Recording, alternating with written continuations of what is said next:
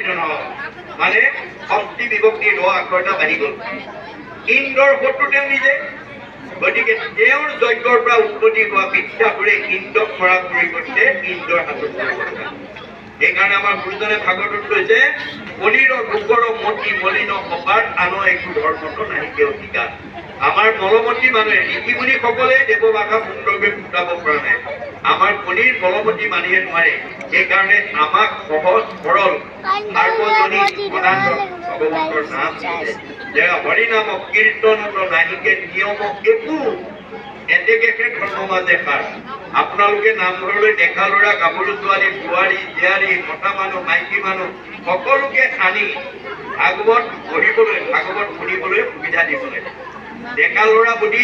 নিদিয়াকে নাথাকিব গাভৰু ছোৱালীয়ে ভাগৱত চুব নাপায় মাইকী মানুহে পঢ়িব নাপায় বুলি ভুলক্ৰমে আপোনালোকে বাধা নিষেধ নকৰিব কাৰণ আমাৰ গুৰু দুখত পৰি যাব আপোনালোকে আমাৰ গুৰুজনাই কৈ থৈ গৈছে হৰিনাম কীৰ্তনত নাহিকে নিয়ম একো এতেকে ধৰ্ম মাজে সাৰ আমাৰ শাস্ত্ৰ ভাগৱত পঢ়িবৰ কাৰণে ডেকা ল'ৰাই নোৱাৰে গাভৰু ছোৱালীয়ে নোৱাৰে কৰণীয়াই নোৱাৰে অকৰণীয়ে নোৱাৰে ইত্যাদি মাইকী মানুহে নোৱাৰে সেইটো নহয় আমাৰ স্ত্ৰী সূত্ৰে কৰে যদি আমাৰতো ভগৱতী তাহাকো দিবা জ্ঞান মহামতী আপোনাৰ তিৰোতা মানুহ যদি ঈশ্বৰৰ কথা শুনিবলৈ জানিবলৈ পঢ়িবলৈ ইচ্ছা কৰে তেওঁকো দিবলৈ কৈছে নিদিবলৈ কাক হাত দিছে সতত দাম্ভিকত নকহিবা ইটো তত্ত্ব সদা উপদেশ দিবা বৈষ্ণৱ জনত ডেকা ল'ৰা হয় মতা মানুহ হয় মানে অহংকাৰী জনকে ঈশ্বৰৰ কথা ক'ব নালাগে মাইকী মানুহ যদি শুনিব বিচাৰে তেওঁক ক'ব লাগে গতিকে ডেকা ল'ৰাকো দিয়ক অকৰণীয়াকো দিয়ক দাড়ি থকা জনকো পঢ়িব দিয়ক নিজে দাড়ি কাটিবলৈ বাধ্য হ'ব যেতিয়া বুজি পাব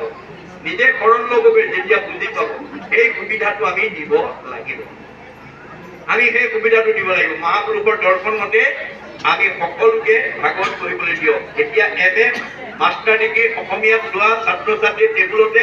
গীতা ভাগৱত দশম কীৰ্তন ঘোষা ৰত্নাৱলী লৈ অধ্যয়ন কৰি এম.এ. পাছ কৰিছে পঢ়াত বাধা নাই অধ্যয়ন কৰিব দিয়ক কিন্তু নিয়ম নীতি ক'ত আহিব আনুষ্ঠানিকতাত আহিব